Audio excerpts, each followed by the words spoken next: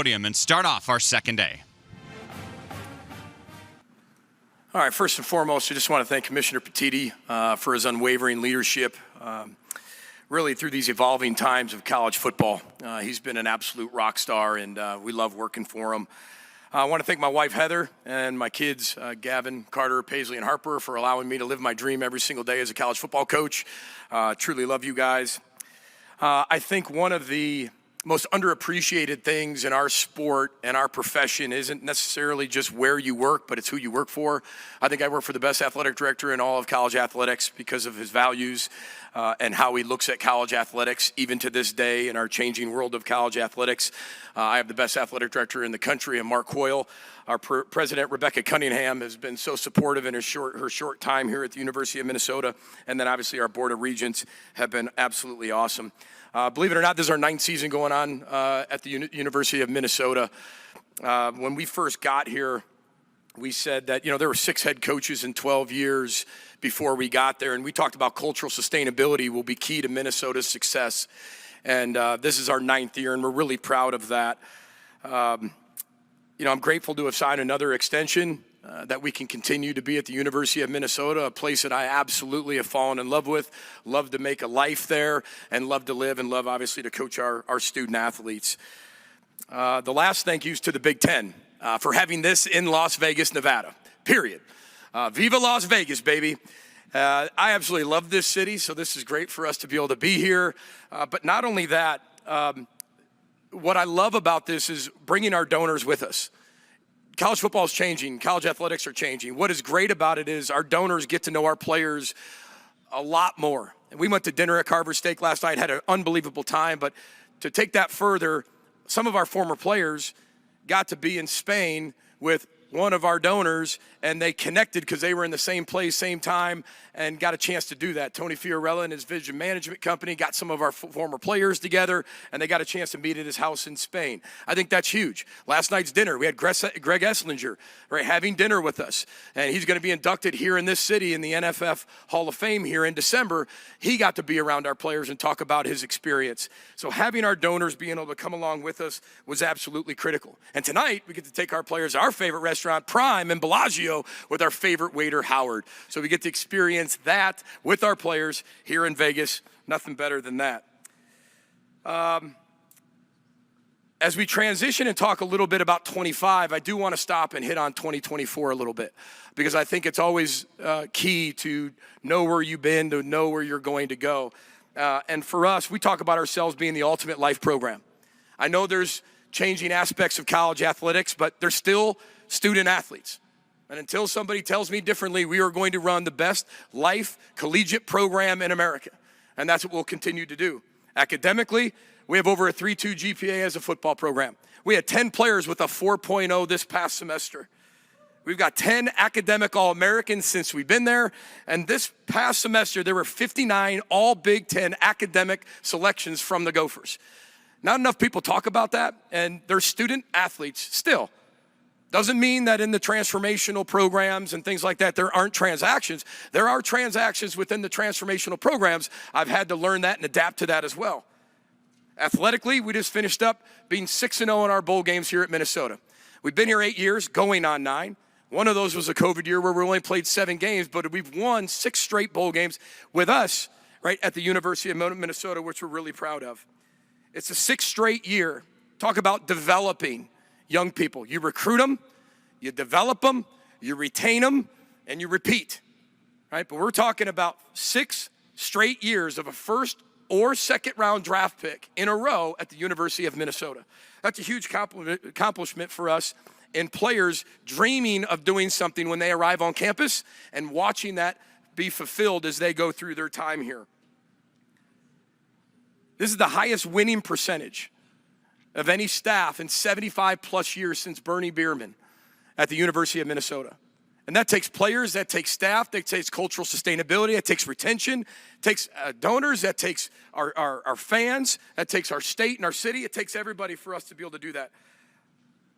We're tied for most ranked wins, 6 in the last 6 years, and we've had 8 All-Americans. It's a lot in the short 8 years that we've been there. Socially and spiritually, you've heard me break that down academically, athletically, socially, spiritually. Our players are serving and giving at an all-time rate and not being paid for it. They're going to the Children's Hospital and our Row the Boat barbecue. They're at our diaper drives, which we've already given out more than 100,000 diapers. They do turkey drives. They do a trick-or-treat drive for Hope Kids. They run a Hope Kids camp. This is the part of college football that's not being looked at anymore and it's just being skipped. This is still an educational program. We have to continue to educate our young people about life, not just money. What I love about our football team as we go into 2025 is they want to do it. They don't have to do it. They're not just doing it because they're getting paid. They want to do it, and they want to be the best team they can be. One word to describe this football team in 2025 are multipliers. It's the best way to describe this football team. This is a very, very talented football team, but they're multipliers, right? A times B times C times D. They're a team. That's what a team has. They legitimately want other people to be successful, and they make sure those people are successful, whether they're at the same position, they're competing with them or not. Groups just add A plus B plus B plus C plus D. They just add it, right? Just like you're adding out of the portal, adding to your team. Can you connect that team? This team's done an unbelievable job of amplifying the talents we have around each other and multiplying those talents. Speaking of multiplying those talents, right, we brought 4 individuals, right? These players are absolute multipliers in every way, shape, and form. Darius Taylor, our running back's in the 2nd year in the program. He's one of the best human beings you will ever meet. He's the 2nd year here, 3rd in the program, I should say. Sorry about that. He was honorable mention all Big Ten last year. Again, one of the best players you ever meet, but versatile is the best word I could describe about him. He caught 54 passes as a running back last year, and those who have followed Gopher football, Mohamed Ibrahim maybe caught 1 in 3 years. He caught 54 in 1 year. He was a former high school running back. Not only can he run the ball really well, but he can catch the ball out of the backfield. Incredible human being. His grandma, Carlita, and his auntie, Shanika, deserve a lot of credit for that. Loves cars. It's a good time in college athletics to like cars. He's from Detroit, Michigan. He should like cars. And it's a great time in college football to like cars. And the best part about him is when he found out he was coming to Vegas, he had one request. He goes, I want to meet Chumlee from Pawn Stars. So Chumlee, if you're out there and you're watching this, come on over. I'd love Darius Taylor to be able to shake your hand. Our next player we brought, Anthony Smith, one of our best defensive ends, one of the best defensive ends in the league. Honorable mention all Big Ten last year, 4th year in the program. He's part of the AFCA All Good Works team nominee. You talk about charismatic. This kid is that. You'll come on, it might be in a bad mood. You'll go up to him. You're going to leave with a smile on your face. He's 6'5", 6'6", 295 pounds, but he's a great snowboarder, believe it or not. And one thing people don't know about him, he's a thrifter. He can put the best $3.65 outfit together better than anybody. Loves to thrift.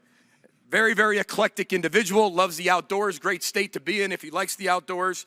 And he's really transitioned, in my opinion, from a high school basketball player recruit where he broke numerous high school rims to becoming a really tough, dynamic football player. Some of you know our safety. He's only been on campus 13 months. Coy Parrish, our All-American safety, freshman All-American and first team All-Big Ten selection. I think that's really impressive when you think about he got there in June.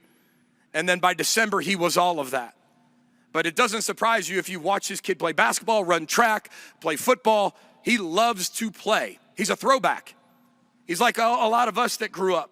You came home when the lights went on, but you played all day. That's what he loves to do. You know, it's interesting, when he was at the high school All-American game, I was getting calls from coaches because I'd be like, hey, how's Coy doing? How's Coy doing? And they'd be like, you know what, he's all right.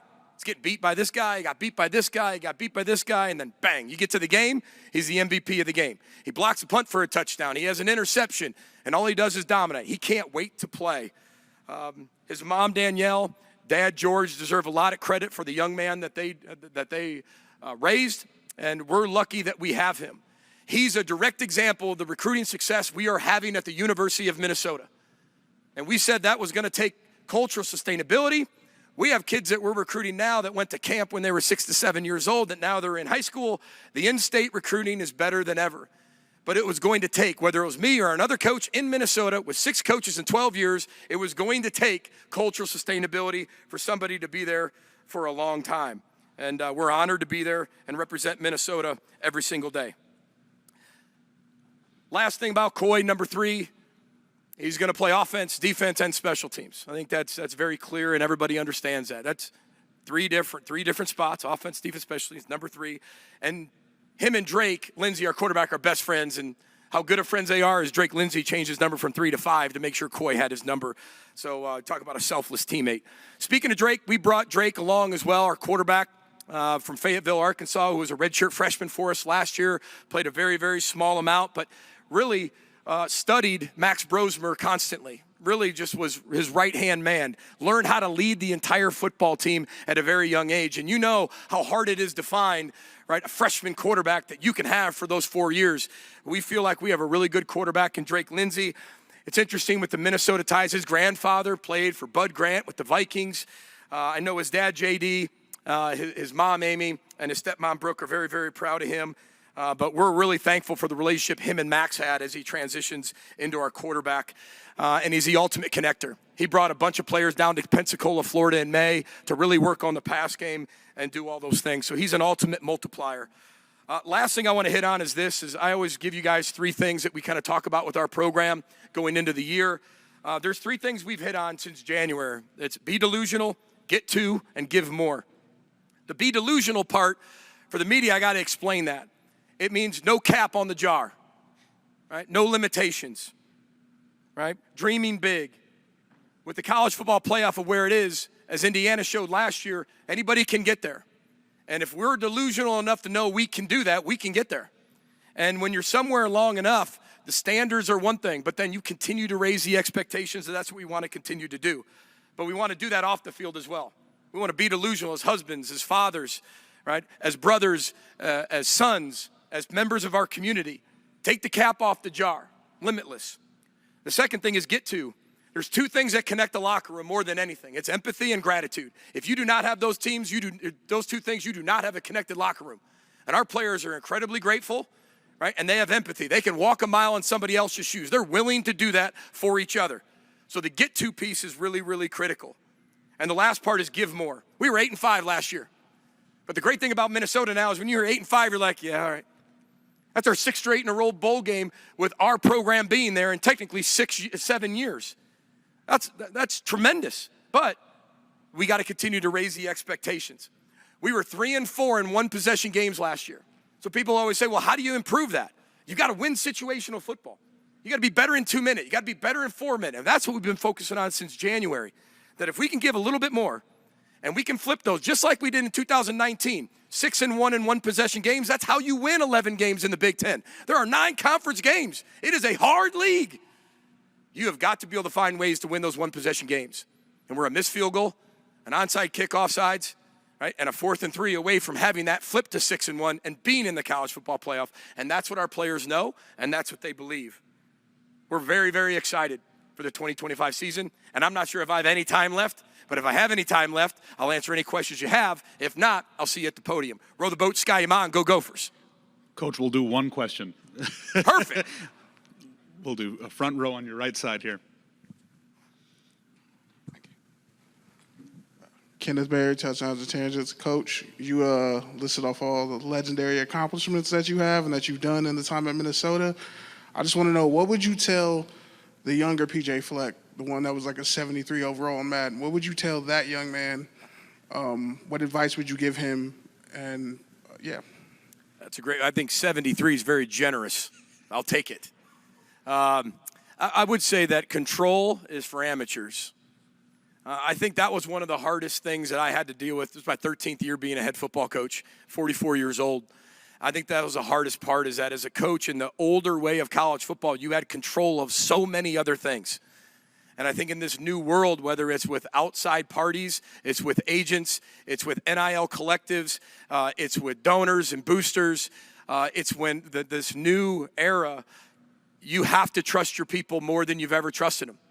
Our jobs as head coaches have changed an awful lot, but we will not stop being a life program, because my job is to make sure that they're better men than they are football players. And better men, over the course of 13 years, in my experience, have become the better football players.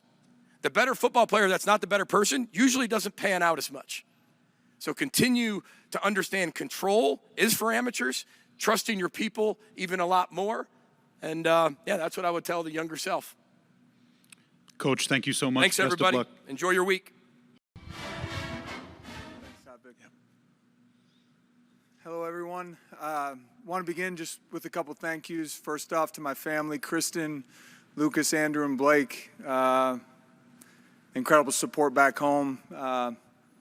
Want to thank our staff back in Evanston as they're back in the full swing of things. Our coaches, our staff, our families on staff.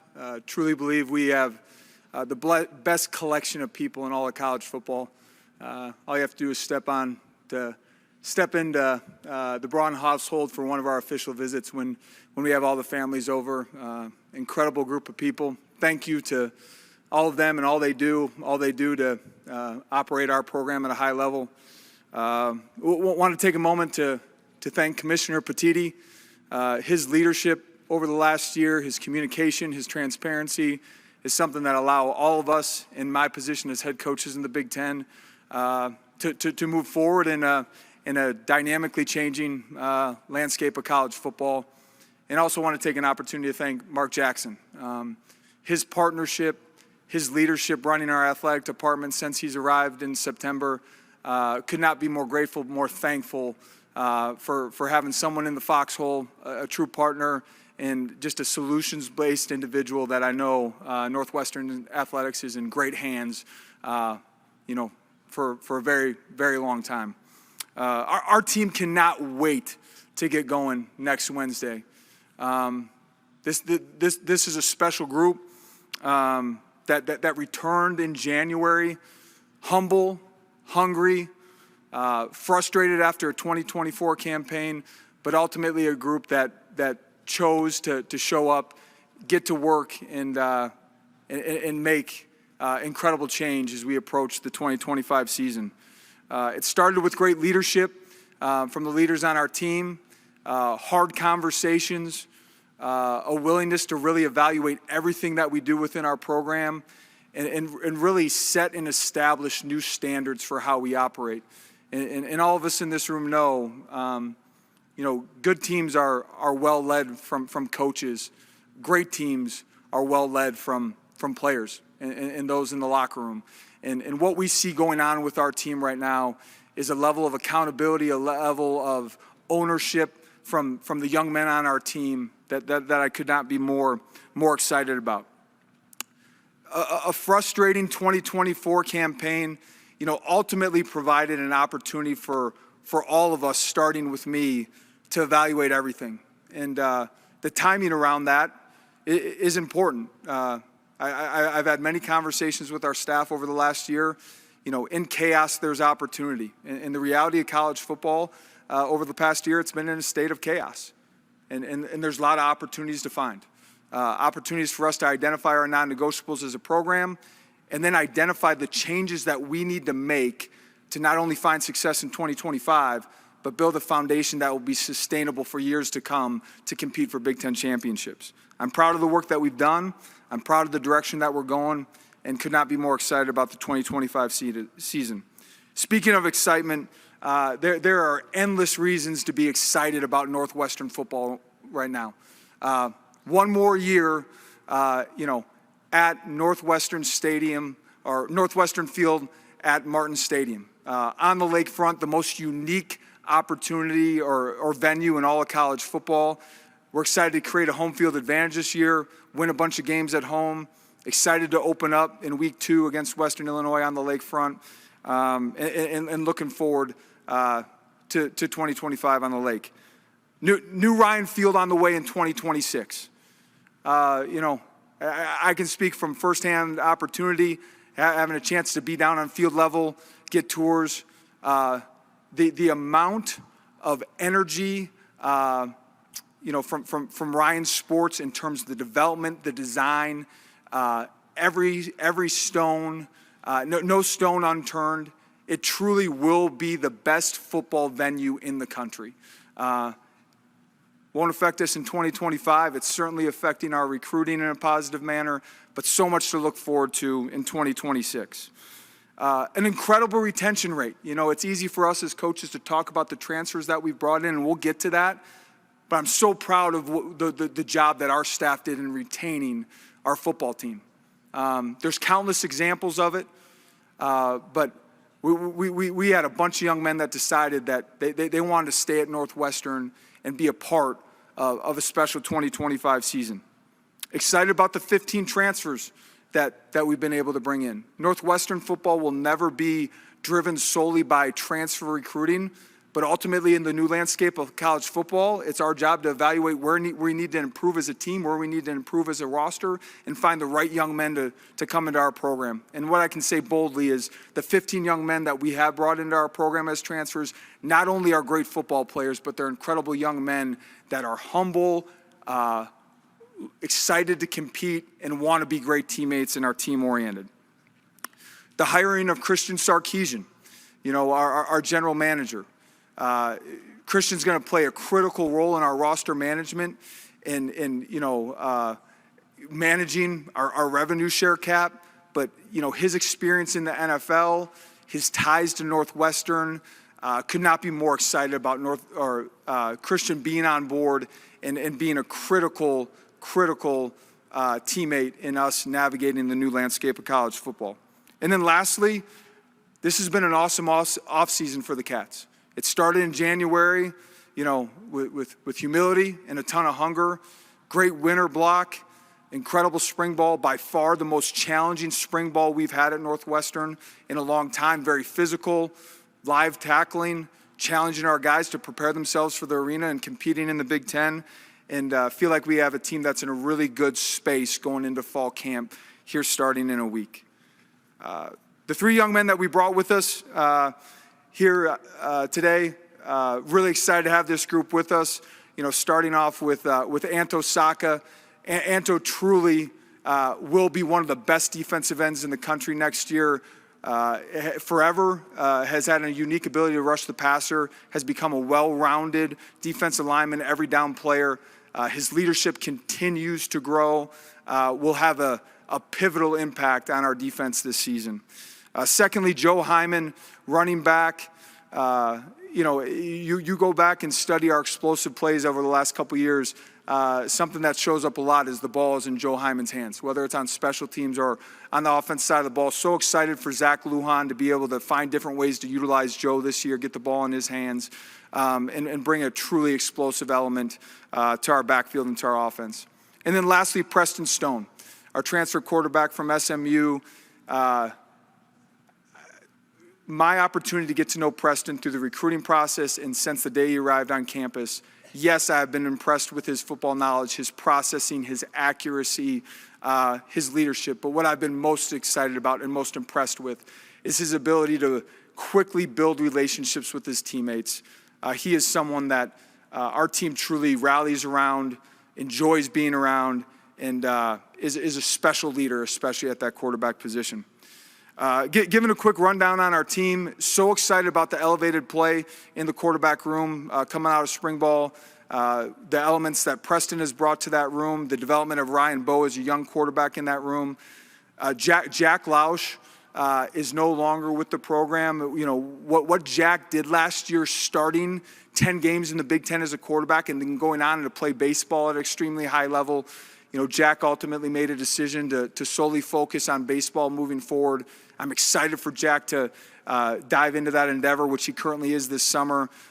Jack has a bright future in the game of baseball for a long time. We will miss his leadership, miss having him as a part of the team, but excited and so impressed with everything that he achieved over the course of the last year. There's true competitive depth in our offensive line room. The return of Caleb Tiernan, left tackle, cannot be understated. Our running back room, Joe Hyman, Cam Porter, Caleb Komolafe, truly a backfield that has an opportunity to be impactful not only in the run game but also in the pass game. Our tight end room, unproven, but it's deep. It's diverse in terms of the skill sets that exist. It's a room that will be utilized heavily throughout the season. Our wide receiver room. All you have to do is look at the stat line. Griffin Wilde, transfer wide receiver from South Dakota State, very productive at the FCS level. Opportunity for him to prove it in the Big Ten. The rest of that room in a lot of ways is unproven, but very talented. and hungry and chip on their shoulder, excited about what that room is going to show, not only the Big Ten, but the country over the course of this year. And then flipping over to the defense side of the ball, I would argue we have one of the deepest defensive end groups in the league. Anto, Aiden Hubbard, Michael Kilbane, Richie Haggerty returning. The list goes on and on. Experienced D tackles in Carmine Bastone and Najee Story. Return our starting Mike linebacker and Mac Uline. Mac is someone that makes everyone around him better. Safety room is a group that's really starting to thrive and excel. We're going to have to find ways to get those guys on the field, but between Robert Fitzgerald, Damon Walters, and Garner Wallace is a name to keep an eye on as someone that's really blossomed late in his development at Northwestern. And then lastly, our cornerback room. The return of Ori after an injury last year, Josh Fussell really coming into his own. The addition of Fred Davis as a transfer, there's some true depth in that corner room that we're excited to lean into. With that, I'll open it up to questions. Thank you. We got time for one question for Coach Braun. On your right. Hey, Coach. You mentioned that Jack won't be with the team this fall. When did you know that was going to be the case, that he'd be focusing on baseball, and does that then make Preston Stone your starter? Preston Stone will be our starting quarterback in 2025. Jack worked through that throughout the course of May and June, and ultimately the decision that he made is something that I think everyone involved strongly supported and understand why Jack was making that decision. Coach, best of luck this season. Thank you so much for your time. Thank you. Good afternoon. Obviously, I would like to start by making sure that I say I'm incredibly appreciative of this opportunity to be able to stand before you today, representing the University of Wisconsin, our football program, and this Big Ten. Obviously, this is the way I grew up, obviously being a Big Ten guy, and it's humbling to be able to stand before you and represent that, and also understand the responsibility that in which I have representing the University of Wisconsin, the traditions, and all the things in front of me. That's something that is motivating to me on an everyday basis, and I know that for our program as well, it's upholding those traditions is something that's incredibly motivating to all of us. Start by saying a little thank yous, obviously, to Commissioner Tony Petitti, his staff, AJ, and the crew, obviously for all that they do, their leadership, their patience, but in particular their commitment to not only just college football and the Big Ten and keeping us obviously up front in the forefront of this race, but also in the entire Big Ten, of understanding these landscapes and making sure they continue to move us forward. They've done an unbelievable job keeping us abreast to all the things that are continuing to change on a weekly and daily basis. To the media, not just for being here, but for what it is that you do for college football, really the stories, the people. I think it's easy to recognize the game, but the people that are within, you do an unbelievable job of highlighting them and getting the stories out, and I think that's what makes college football the most exciting sport out there.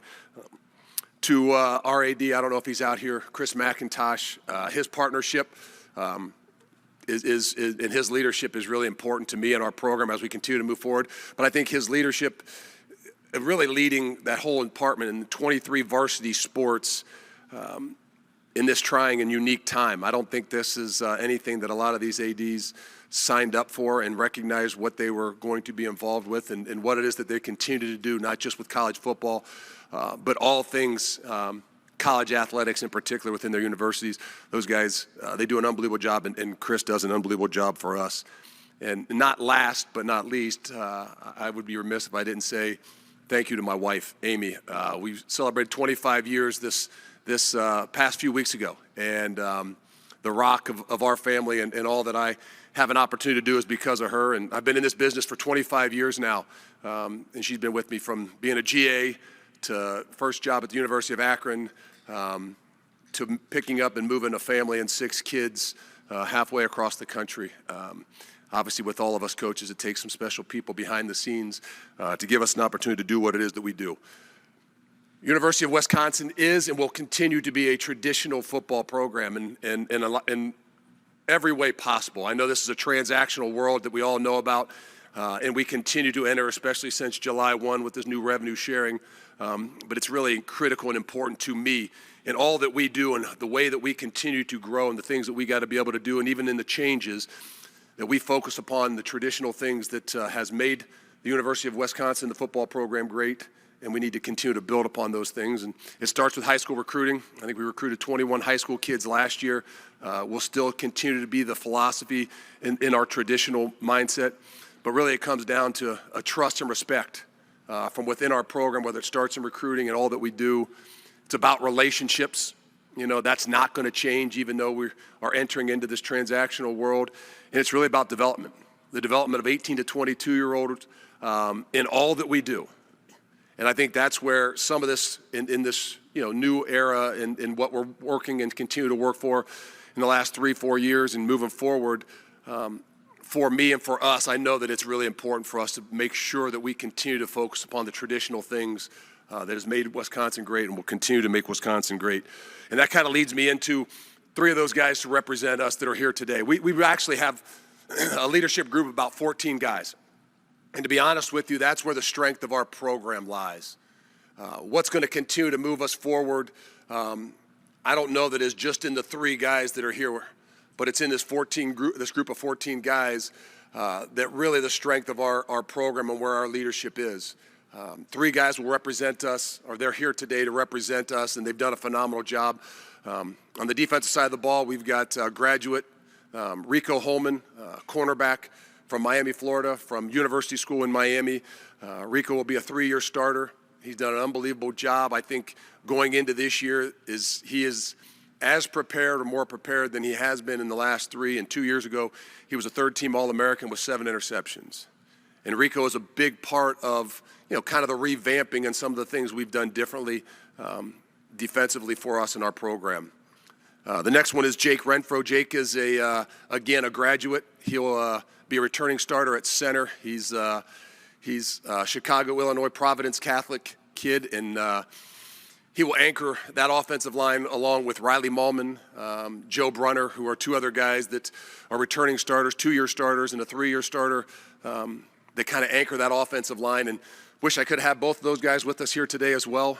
But those 3 guys are really the core of our offensive line, but not just our offensive line, of our offense and a lot of the leadership of our entire program. And that's a great place to start. And the 3rd guy with us here today is Billy Edwards Jr. Billy is a graduate as well, obviously a quarterback from Lake Braddock High School in Northern Virginia, a son of a high school football coach. He comes to us from the University of Maryland. And in this unique world, I think Billy came to us in January, and I can honestly tell you that since the day he's walked in the door, it's a new era, right? And he was walking the door, taking the keys to a new offense in a lot of ways, and everything within our program is earned. So that's a unique situation, and I can tell you that Billy has walked in, humbled himself, embraced all things Wisconsin, has done an incredible job at earning the role as a leader in all that he's done, from the way he's worked, and then as he's continued to grow, and his voice is becoming more and more of a leadership voice in everything that we do. He's done an unbelievable job, and will obviously be the leader of a group that is probably one of the bigger changes that we're experiencing now.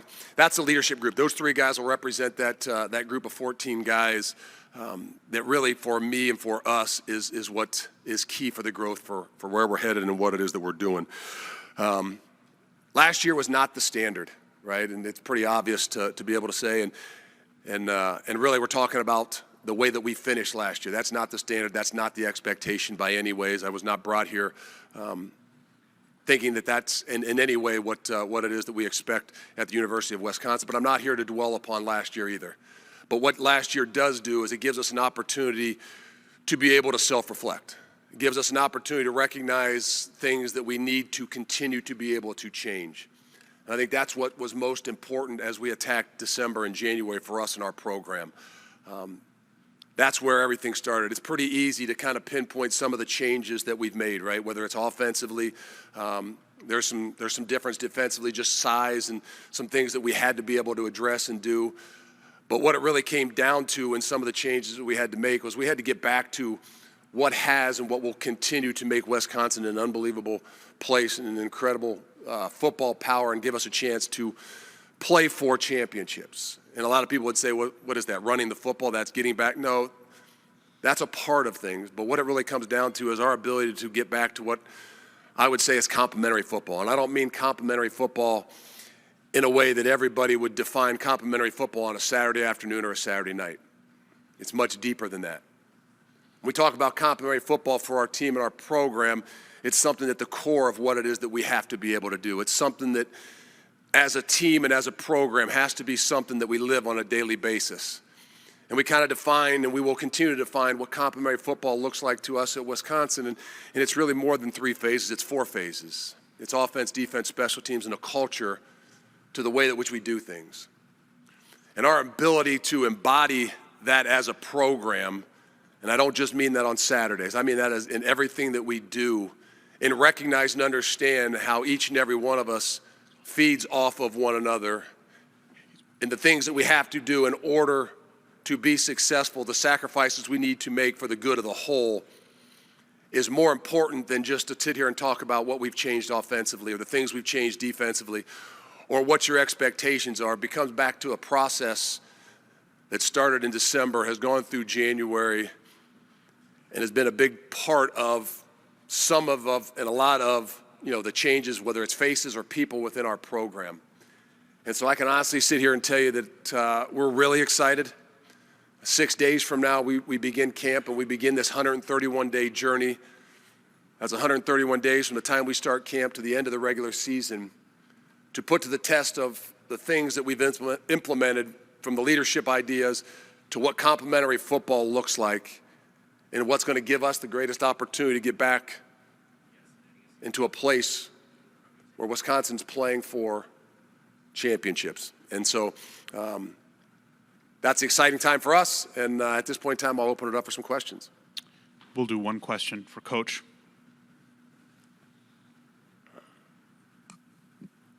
Good afternoon, Coach. Mike Makita, Reddit CFB. You have an uncommonly challenging schedule this season. Is there anything you're doing differently to prepare for the variety of challenges you have on the schedule this season? Well, thank you, Mike. Captain Obvious. You know what? Guess what you signed up for, right? And like I've said to our guys in the past, this isn't the Big Ten West anymore. And I can honestly say with that schedule has brought upon probably a lot of the changes that which we have, right? Whether that's guys that are no longer with us or guys that are with us today.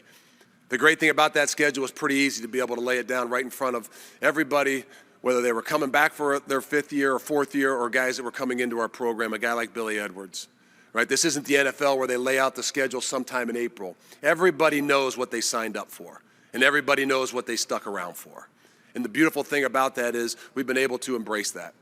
We've been able to say, hey, this isn't going to be an elephant in the room. We understand what being a part of the Big Ten, what being a part of this conference. And in order to be at the top and to be the best, you got to compete and you got to beat the best. And so it gives us a challenge, but an unbelievable opportunity in front of us as well.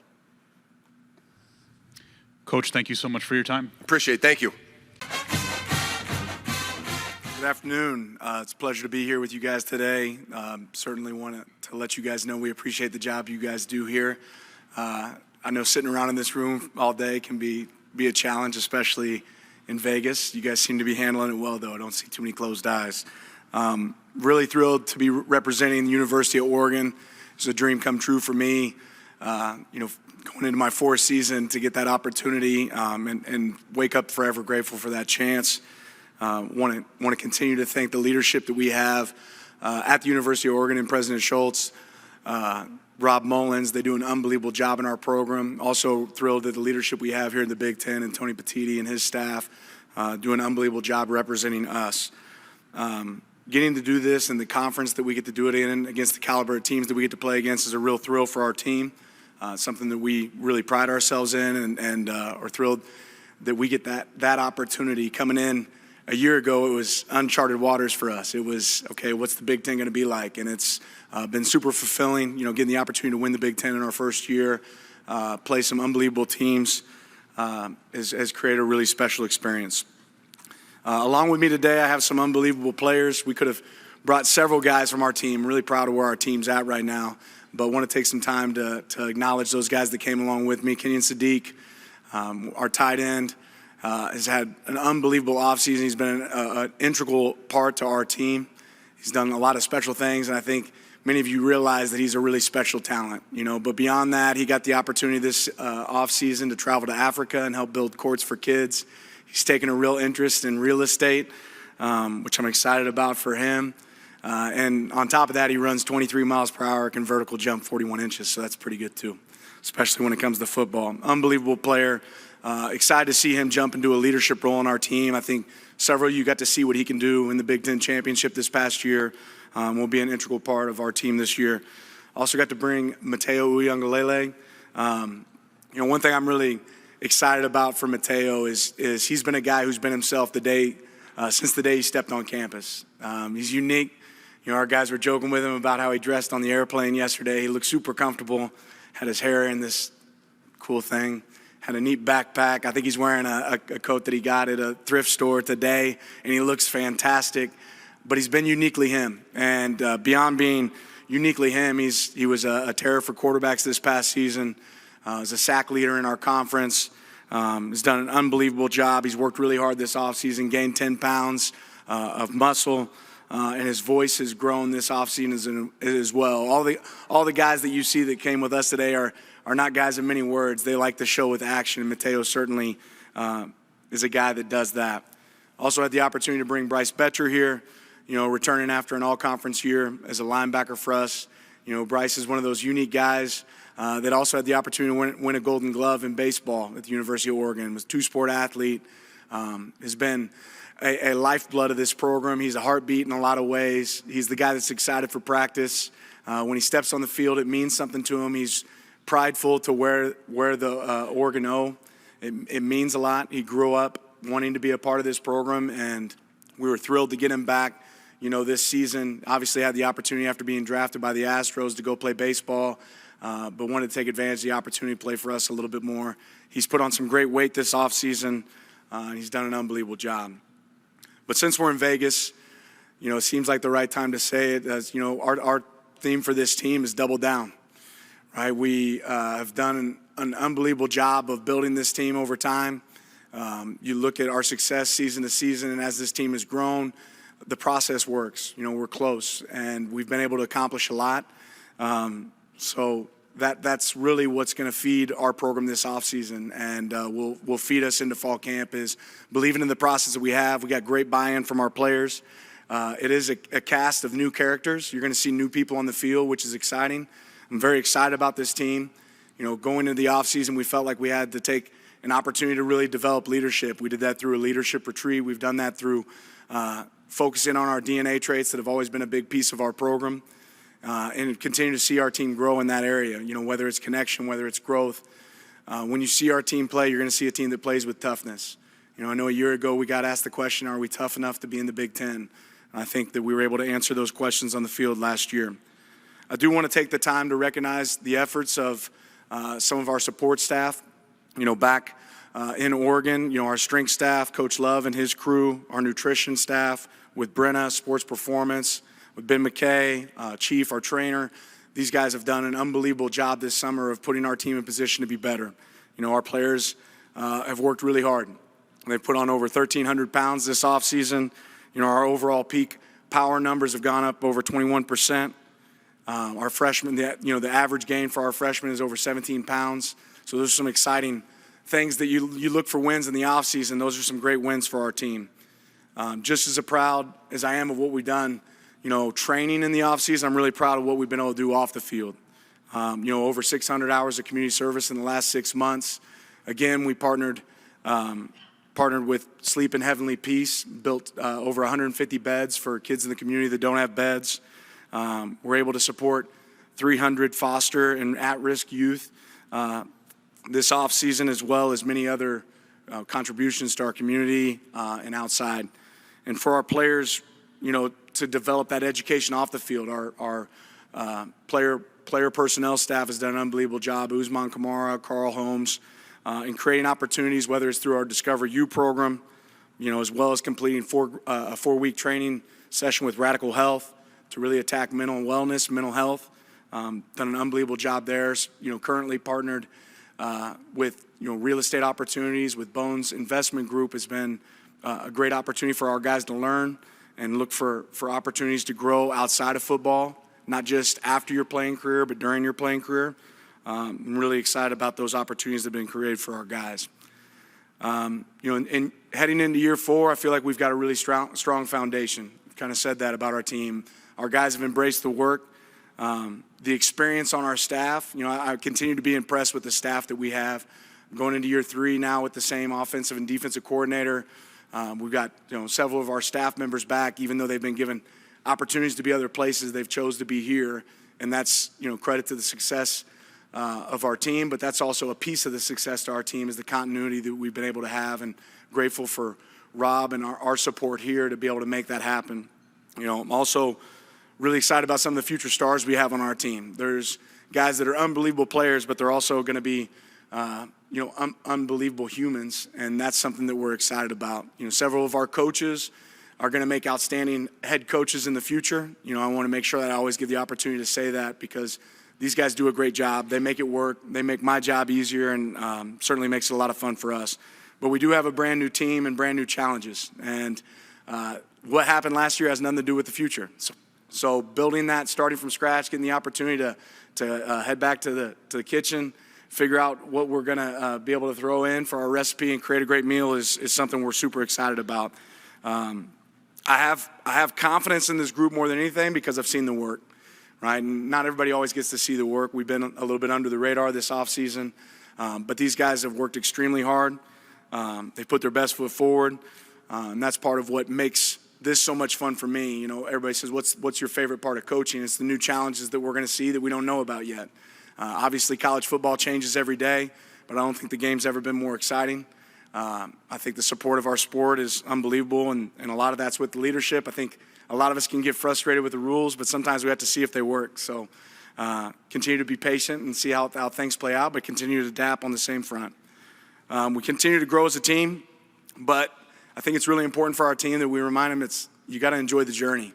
Right, and there's a journey ahead of us that we're really excited to take. This season's got some unique challenges, some fun road games, some great opportunities at home at Autzen, and the best stadium experience in college football, something that I'm super excited to have. I'm really excited about the retention that we've had with our team. You look at Oregon, the players that we've been able to add, we've done well in recruiting, have been able to use the portal to be a real success for us, but we've done an unbelievable job of keeping our players on our team. Right, and not losing them to home somewhere else. On a personal note, I really enjoyed the last couple weeks getting to spend time with my family. I've said it before, there is no balance in this profession. You are all in, and we've been all in, but these last couple weeks I've been all in on being a dad. It's been unbelievable. Caden's 15 now, Niles is 14, Titan's 12. We've had flag football this summer, a couple summer camps, a couple trips on the lake. They're getting harder to throw off the tube.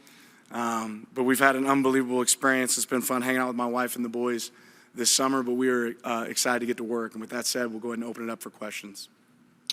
Questions?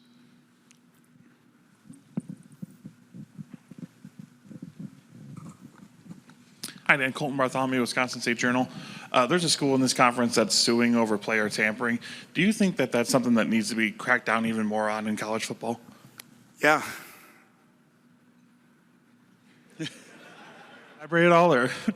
No, I mean, just like play the game the way it's supposed to be played, right? But there has to be consequences to actions, and if there aren't consequences, then there's going to continue to be issues like that. Andy Anders, 11 Warriors. I know you said last season obviously doesn't have a bearing on this season, but to what extent did the way last season ended motivate your team coming into this offseason and winter workouts and all that thing? Yeah, for me as a coach, I've always, I think every coach probably feels this way, but we always remember the losses over the wins. I think there's a lot you can learn from that. It doesn't take away from what we were able to accomplish, but we lost to a great team. Coach Day did an unbelievable job last year of having his team in position to have success there, and there's some things that I feel like I could have done better there at the end. We didn't play, I don't think we played our best football. That being said, we did go undefeated in the conference. We won the Big Ten championship in our first year. So, like I said, double down, learn, focus on our process. What do we have to continue to improve? There's always learning lessons, but it doesn't necessarily impact the future. On your right, Coach. Kenneth Berry, touchdowns and tangents. Coach, you have Dante Moore at quarterback. What have you been most proud of as far as his progression since he's been there? And have you had a chance to kind of link him up and reach out with Bo Nix and Dylan to kind of, because your record with transfers has been pretty excellent. So, has he had a chance to link up and talk to those guys? Yeah, I mean, all of our quarterbacks have. Austin, Dante, Luke. Like, we've been really fortunate the last few years, and I've said this to a few, that we've had a great mentor in that room. We've had guys that have had unbelievable experience, right, these guys were able to watch and see. And I think probably what impresses me most with Dante is not wanting to be in a microwave society, not wanting to just get it fast because there's an opportunity in front of him, but to have the slow-cooked meal.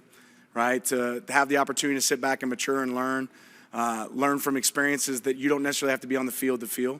And that's the same goes for Austin, that same goes for Luke and the other guys in our program. Like, those guys have learned from great quarterbacks that have done it at a really, really high level.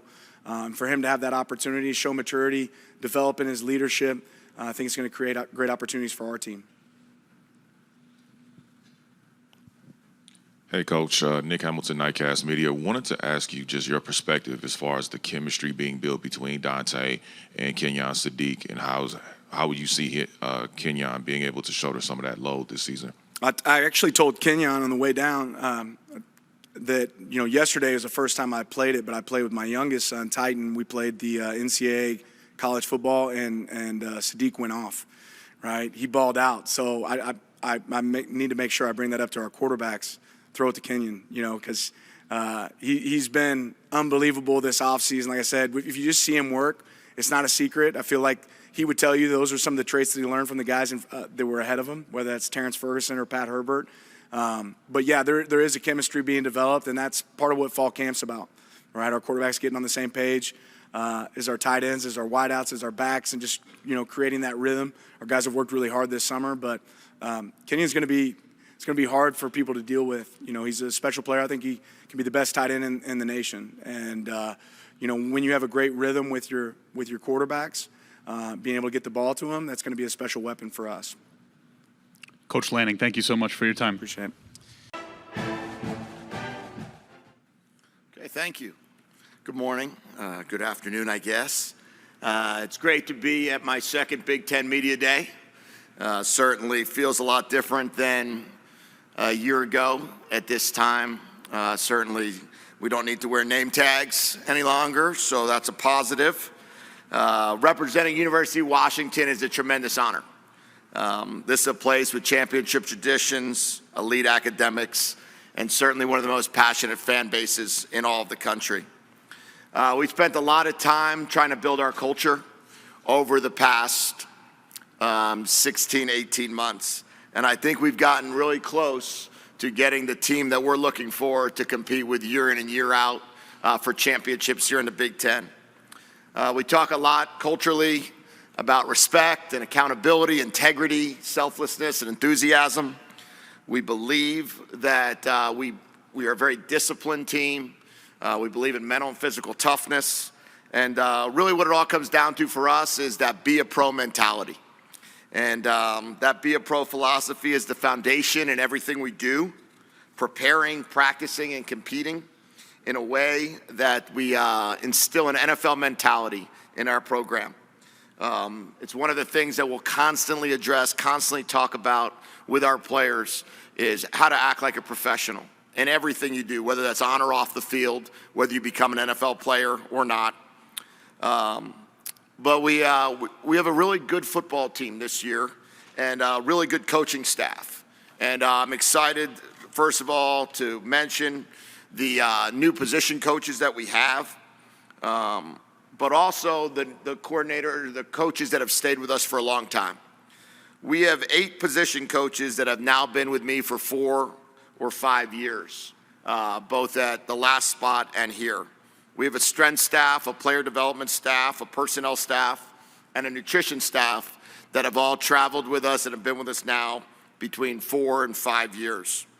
But we've also hired a new defensive coordinator this year in Ryan Walters. I think he's probably one of, if not the best defensive coordinator in the country. And I think to have him with us with his elite schematics, as well as his personality and his ability to connect with players, is a huge win for the University of Washington.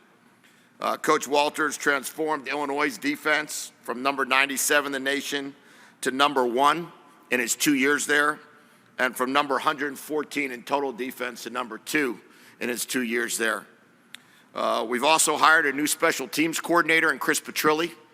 Excited that Coach Petrilli is with us, and really for the first time in my career, other than in the NFL, to have 2 people designated strictly to coach special teams in this conference, I think is critical to the success of our program. I was able to promote Jimmy Doherty from quarterback coach and pass game coordinator to our offensive coordinator. And Jimmy's been with me for 7 years, 1 year at Michigan, 1 year at UCLA, 3 at Arizona, now 2 at Washington. And this is his second stint at Washington. So it's great to have Jimmy with us, working together with me and the rest of our offensive staff as we formulate our game plans. We've also added Taylor Mays and Brian Odom, 2 coaches that everyone's very familiar with. Taylor Mays, obviously one of the greatest players that played at SC, that is from Seattle, and then Brian Odom, who was a linebacker coach most recently at Oklahoma and SC. College football continues to transition, and I will start with saying I appreciate my wife for all of her patience during these transitions. We are constantly in a change and figuring out how to handle so many different parts of the football world, recruiting world, NIL world, and the calendar is a moving target. And Amber has been an unbelievable help and partner in the success of our program, as have my daughters. I also want to thank Pat Chun and Aaron O'Connell, who have made sure that while we're transitioning from the Pac to the Big Ten and now going into our second year, that we are competing at the highest level, whether that be through staff size, staff compensation, staff retention, player development, player rosters, and player compensation. We're investing in our players at the university through revenue share, through community NIL engagement, and it's a weekly topic that Aaron and Pat hit with me and have been extremely supportive in our quest to be at the top of the Big Ten. And also want to welcome a new president. President Jones is coming from University of Illinois, and we can't wait to have him as a part of our program as well.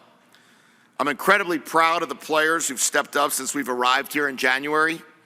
In 2024, we entered the season with 21 new starters. This season, we're entering with 11 returning starters.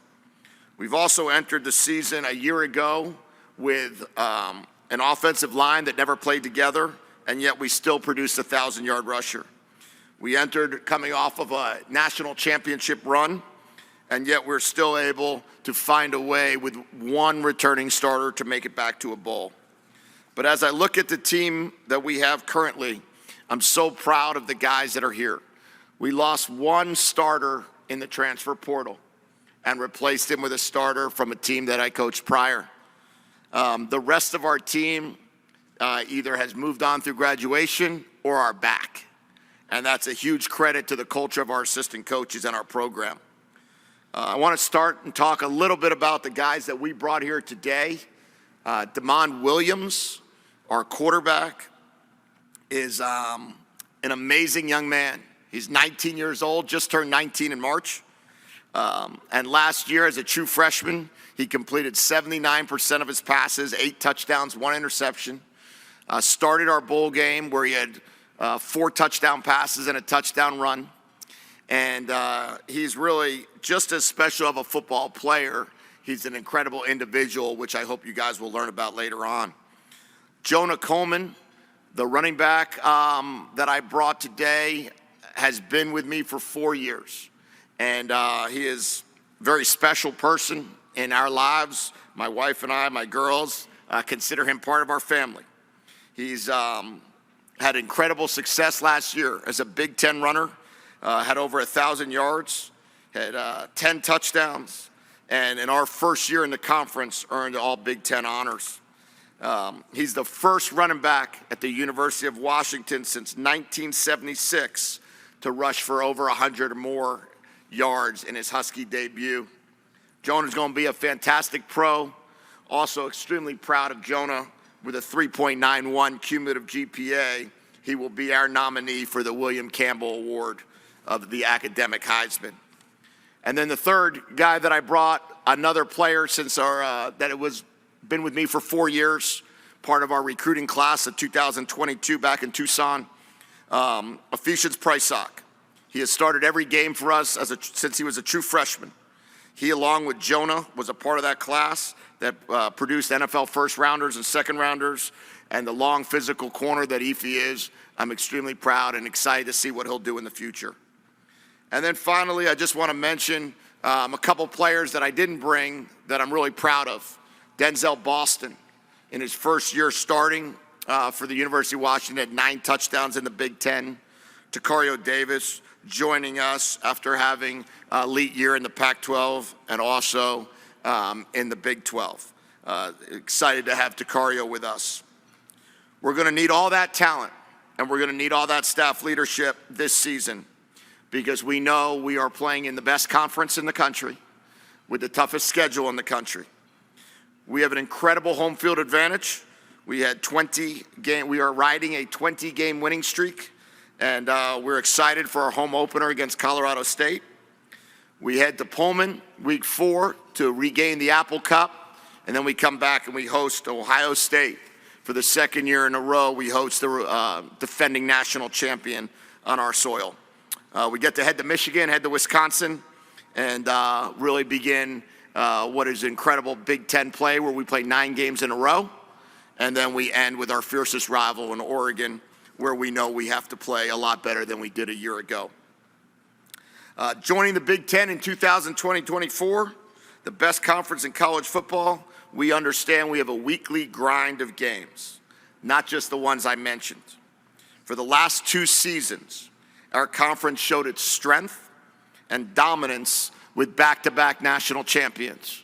3 out of the last 4 teams that participated in national championship games were from the Big Ten: the University of Washington, the University of Michigan, and Ohio State. And the 4th team, Notre Dame, is also a school in the Midwest. 2 years ago, the University of Washington competed in that game. Last year, Ohio State competed against Notre Dame, and we are extremely proud of being able to compete for national championships. It's also the best conference academically. No conference compares to the research institutions that fills our 18-team conference. And that's why I think it's so important that we let the school year be the school year and let the portal be the portal after the school year is over. On the football field, I don't think you prepare any better for the NFL than playing in our conference. Every week, you have to travel, just like the NFL. It is not a regional league. It's a national league, just like the National Football Conference. And I would tell you that as we go, it's why it's so imperative that we need to have 4 automatic bids, a 9-game schedule in the Big Ten Conference. We can't leave it up to chance with a 5 and 11 combo. The team of 2025 reflects the values of the University of Washington, but it also reflects the words of my former boss at New England: no days off. We are going to make sure that everything we do it at the highest level, we do it every day, and we compete for championships and make University of Washington proud. I appreciate it. I'll open up for any questions you have. All right, we have one question for Coach.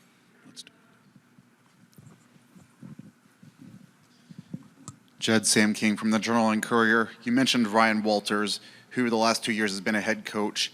How much added value is there when you get a coordinator who has that head coaching experience, results aside, just to kind of understand what you're going through running a program?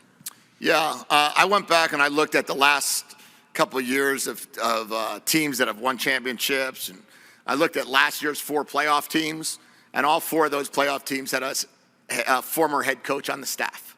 And when you look at when Coach Franklin brought in Tom Allen, when you look at with Coach Sarkisian having Kyle Flood, when you look at Coach Day having Chip Kelly, when you have Coach Freeman having Coach Golden, who I worked for at Miami, there's a great value there of having former head coaches. And for me, it was one of the most critical things we could do. Coach Fisch, thank you so much for your time. Thank you. Good afternoon. Appreciate the opportunity to be with you. I'd like to start out by recognizing our commissioner, Tony Petitti, for his leadership and guidance as college football continues to evolve. He's done a phenomenal job, and proud to be associated with him. I'm grateful for the alignment we have at Penn State with our president, Neely Bendapudi. Has been phenomenal, and our athletic director, Pat Kraft. We're entering year 4 together. Year 4 together with Pat and Neely, and that leadership has been critical. This is, I think, the 3rd president and 3rd AD I've had. So that relationship has been critical, and their leadership has been phenomenal. I'd like to thank the media for all your work, help elevating our game, Penn State football, and for telling the stories of our great student athletes. Fortunate today to bring 3 of our student athletes in that we're very, very proud of. Drew Allar, senior starting quarterback, 3rd straight year as a starter, is on track to graduate this fall. Since 1956, he is one of 2 FBS quarterbacks with 800-plus completions, 50-plus touchdowns, and 10 or less interceptions. Done a phenomenal job of protecting the football in terms of touchdown to interception ratio, and we expect that to continue this year. Nick Dawkins, a 6-year senior who won the 2024 Warfel Trophy, continues to lead on and off the field, already has 2 degrees and is in position to get a 3rd graduate degree this season. And then Zachy Wheatley, a 5th-year senior, is also set to graduate this fall. He's had his hand in 9 takeaways in his career. He's a ball magnet. The ball loves Zachy, and we think he's going to have a phenomenal year for us this year. Excited about the additions that we've made to our staff this season with Jim Knowles and Stan Drayton, 2 veteran coaches with head coach and championship level experience. This is the best combined personnel that I think we've had at Penn State. And when I talk about personnel, I'm talking about players and staff from a depth, from a talent standpoint, and from an experience standpoint. So we're very excited about that. Talking about our staff in a little bit more details, pretty unique and something that we're very proud of. We have 19 former Penn State football players, lettermen, on our staff working in a variety of roles that are doing a phenomenal job for us. When it comes to player development, we expect to have anywhere between 10 and 12 guys drafted this year. We've averaged over 5 draft picks per year in my 12 years at Penn State, a stat that we're very, very proud of. And you look at the development really since we arrived. In 2016, we won the Big Ten championship, but we only had 1 guy drafted that year. So you look at the production and the development we've had in that area, and I'm very proud of what we've been able to do. That 1 guy was Chris Godwin. We added 8 guys from the portal this year. We're not a big portal team. We'll go out and make some moves and make some adjustments, to fill maybe a gap that we have in our program, very similar to maybe programs in the past used to use junior colleges. We're a developmental program. We embrace that, but we will go out and make moves in the portal where we need to. And we got 8 young men that we're excited about the impact that they're going to be able to make for us this year. As I enter my 12th year at Penn State, it remains a tremendous honor to lead this program and this remarkable fan base. Beaver Stadium will look a little bit different. I think you guys know we're in the middle of a stadium project. that will not be done this year. We'll have another year that we're going to have to get through with that. But we expect Beaver Stadium to be rocking like it always is. I've been fortunate to have the opportunity to be a head coach for 15 years. 3 years in the SEC and the last 12 at Penn State, but I do think that experience, I think myself and Coach Bielema have similar experience there. I think that experience in both conferences has been really valuable for my time at Penn State. But appreciate this opportunity as always. Appreciate the opportunity to spend some time with you and visit, and I'm happy to answer any questions that you guys may have. All right, let's open the floor for questions.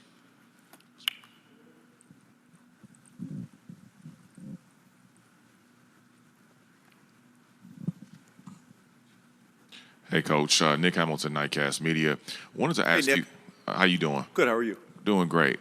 Wanted to ask you just about Drew Aller and the leadership style, and what have you seen him, how has he been able to grow over the course of time and up into this season, I should say, in leading this football team?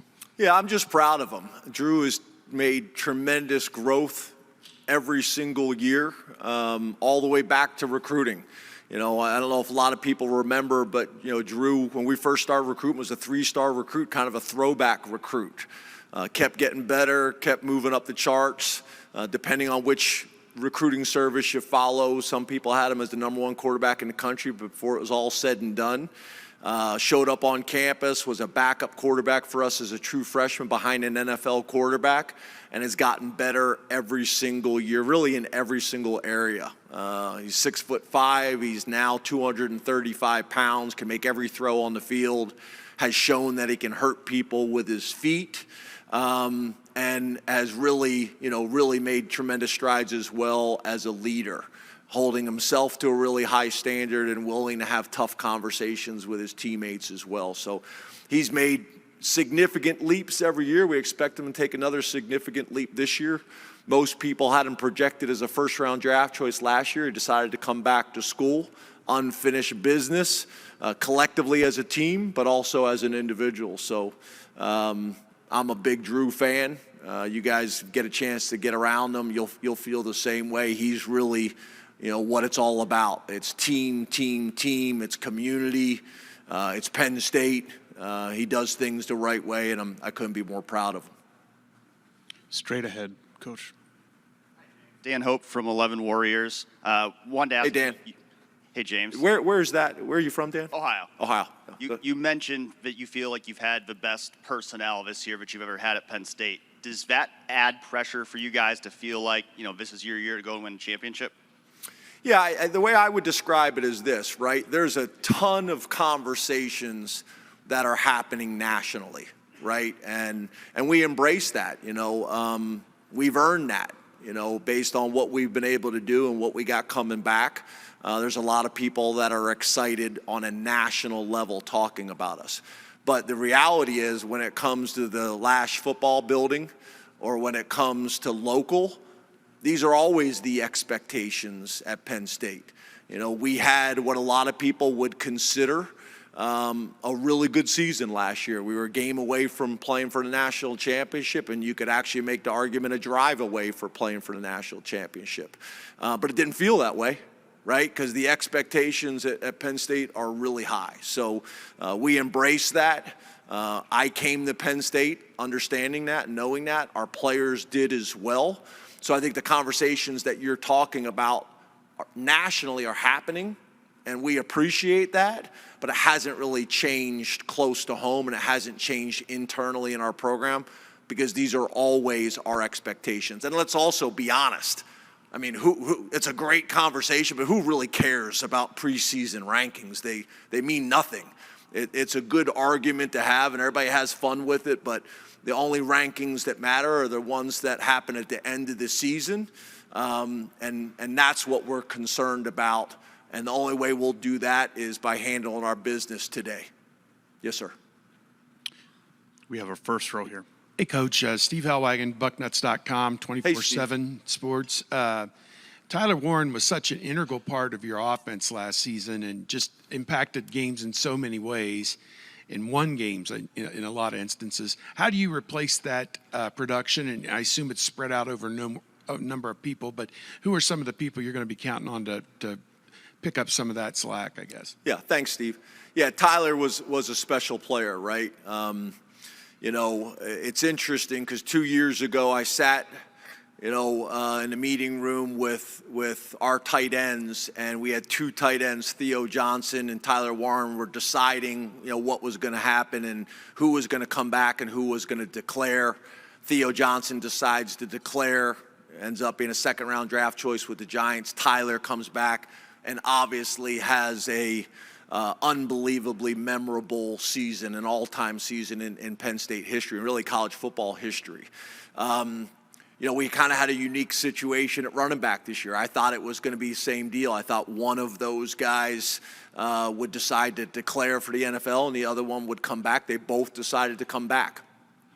So when you talk about taking some of that production, we got two great running backs. You know as well as anybody, Penn State, from a historical standpoint at the running back position, been a ton of really good players.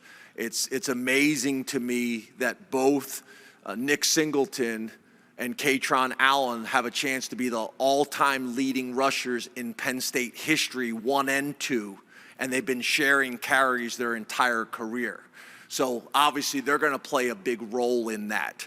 Our tight end room, we've had as much production out of our tight end room as anybody in the country. Khalil Dinkins is a guy that not a whole lot of people are talking about, but I think should be.